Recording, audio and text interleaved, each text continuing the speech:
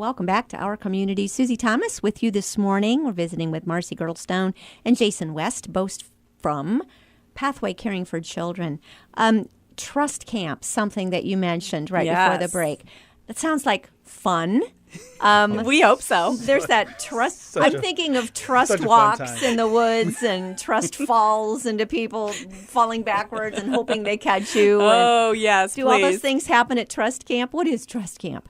It's that and so much more. Lots of falls.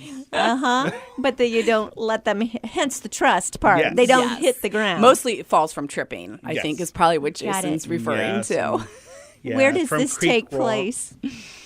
We go to Camp Koinonia, which is in Geneva, up towards Cleveland. Yes. Yes, it's a beautiful, wonderful camp facility that matches our kids' needs so well.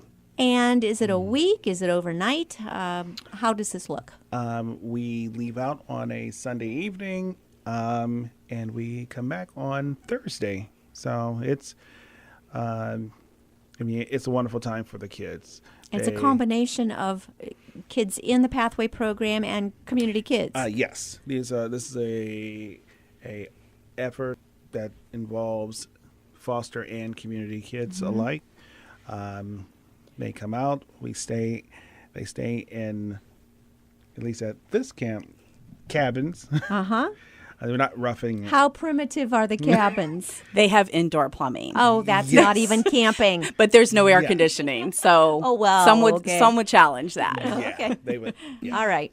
So no AC, No but you AC. do have indoor plumbing in your cabin. Absolutely. And we eat very, very well. The camp staff spoils us. Is there a big lodge or something that people go into to eat? Where do you eat? We eat in, there's a cafeteria and downstairs, central, and as we said, the camp, they prepare the food. It's wonderful. Then in the evenings, the kids they look forward to going down to a big bonfire and doing hot dogs, s'mores, and such. So It sounds fun. yeah, it is fun. It's spontaneous dance parties breaking out yeah. and spontaneous rap sessions. And Oh, my God. yeah, Okay, I'm going back to great my fun. camp days. Is there swimming? Is there boating? What all do you do? Yes, all of those things. They have definitely each day there's an itinerary, but just some things, horseback riding. Oh. Creek walks, going through the creeks, and we've done. I think 2 years back they did a fun festival for us. They had like water games, water slides. This year we did Christmas in July, and they made us snow cones because we Yes. couldn't have real snow. Oh, how Yeah. fun. It Tell me about the kids. What does this week of camp do to them? We want some stories of these children at camp. Wow. I tell you, it's I've gone for 2 years now, and each time I've seen there's just been such a life-changing event for the teens. And I've seen some, they complain till they get there. And they decide that this is an experience that they're going to hate, and they don't want to be out in what they call the wild. Yes. It's not, but like clockwork, each time by the end of that, they don't know what to do with their emotions and feelings because it's time to go home, and they have had so much time together and so much relationship building. When we started the idea of Trust Camp, the idea was that these teens live their lives with so many people never uncovering their potential, that they are oozing with untapped potential, and that we wanted every teen to have an opportunity to experience a camp, so the traditional swimming and hiking and s'mores, but then to also have a therapeutic experience of, I can be a leader. I can accomplish things I didn't think I could ever accomplish. I'm a communicator. I'm a person who has untapped talents, and those are the things that we celebrate for those kids, because they live in communities or in situations where they don't know where their next meal is coming from, where they may not feel safe when they go to sleep at night, where they may not have shoes that fit them or pants that are much too short. And we take them to this camp and they leave all of that behind. Mm-hmm. They're 15, 16, 17-year-old kids having a great time. Yeah. Do you think, because it's such a different environment than they're used to, that you're used to city sounds and you're used to certain sounds around your house and outside, suddenly you're out in the woods hearing things that you're not used to hearing? Is that maybe part of the grumpiness on the way there, kind of like a cover, an outer shell? 100%. We also take their phones. Yes. Oh, so there's yes. So there's definite discomfort there. I can see that would be shock. out of your comfort zone for sure. Mm-hmm. And then they start to find and feel at home and loved and cared for and nurtured, and it's not such a scary place. About 5 years ago, we always check the bags just to make sure that they're choosing to bring the correct items with them to camp and nothing that is, not needed at camp. And we found that one of our campers had brought a pizza cutter and a potato peeler with her. Mm-hmm. And so the staff member asked her what she needed those for, and she said to fight off the bears. And she was very serious. And so we talked to her about what this experience was going to look like for her. And when we got to the camp, and this camp was a camp we went to several years ago, you could actually, through the woods, kind of see a two-lane road. So it wasn't so far out of civilization. Right. And we went to just start walking down this path, and she stopped. She froze. She couldn't even take a step down the path. And it took us about 20 minutes to walk what I would say was about a 50-yard loop through the woods. Mm-hmm. And she was shaking the entire time. But for that experience, for that girl, completely life-changing. Wow. She had never been away from home. She'd never spent the night anywhere but her grandma's house. And she accomplished that. Most people wouldn't think anything of having that be something that they could do. But for her, that surpassed any goal that she ever imagined for herself. Wow. And to know that she could do it. Yes. And to know that she had a support system behind her. Correct. Yes. And I would think, as you said, you eat at camp. Yes.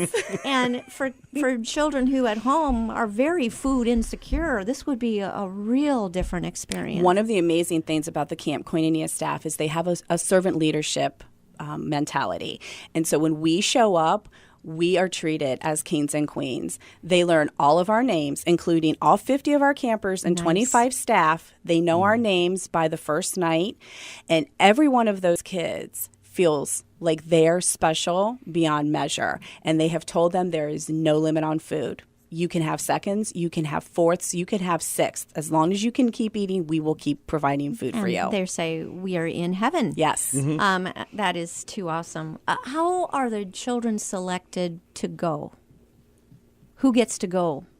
Well, you do have to have mental health services at Pathway. So that is one of our qualifying. And then there is a screening process where the assigned therapist and case manager determine if the child is appropriate for camp. So there's a few things that we look at as far as their ability to interact and be safe and have safety among others. And I know as a parent, I remember camp was something you kind of saved your pennies for and then paid for. Who pays for these kids to go? Is this why you're here today? There is no out-of-pocket charge to Pathway clients to come to camp. They don't pay. They don't. You need some wonderful angels to come alongside here. We welcome scholarship donations for Trust Camp. And how can people do this? Because this is important. How can people give towards sending a child to camp this summer? If they contact us through our website, it's info@pathwaycfc.org. They would get information to them regarding making a donation. Okay. info@pathwaycfc, as in caring for children, .org. And that will have all the information that we need you have a big, literally a soiree about to Yes, happen. the Seussical Soiree. Seussical Soiree. When and where and what is this about? On April 21st, we are having the Seussical Soiree in honor of our 45th year of providing service to the Stark County community. So it is an auction. There will be live auction and silent auction items up for grabs. And it's going to be, it's in honor of Dr. Seuss. And so it's going to be a good time. Does that mean we dress funny? I haven't heard the dress yet, Wouldn't the that be dress code, fun? but I'm thinking silly hats are probably going to be necessary. Yeah. Cindy Lou Who hair. Yes, yes. And, yeah, that sounds great. I agree. I'm going to put in a word for that. I don't know if Okay. they've gotten that far for dress code yet. So if we want an invitation, Yes. and don't be shy. Yes. Ask for an invitation. That's right. And so do we call Pat Yes, Lott here? Or? you can call that same number, 330-493-0083. And you can also email for information at that same email, info@pathwaycfc.org. Awesome. All right. So much going on with Pathway Caring for Children. yes. And I love the connection with Pathway and the Martin Center doing for those who are needing foster care and for those with parents who just need a mentor or some kind of someone to help them along. Yes, we're there to help with those connections and be a resource to the community as a whole. Each night at the Martin Center, Monday night, kids are there from 6 to 9. They're doing open basketball and activities. You have your on Monday night. It's your high schoolers. Mm-hmm. Middle schoolers are on Tuesday evening, and your 18 and older are on that Wednesday. So a lot of times it is when we have each population there, it's age appropriate. Yes.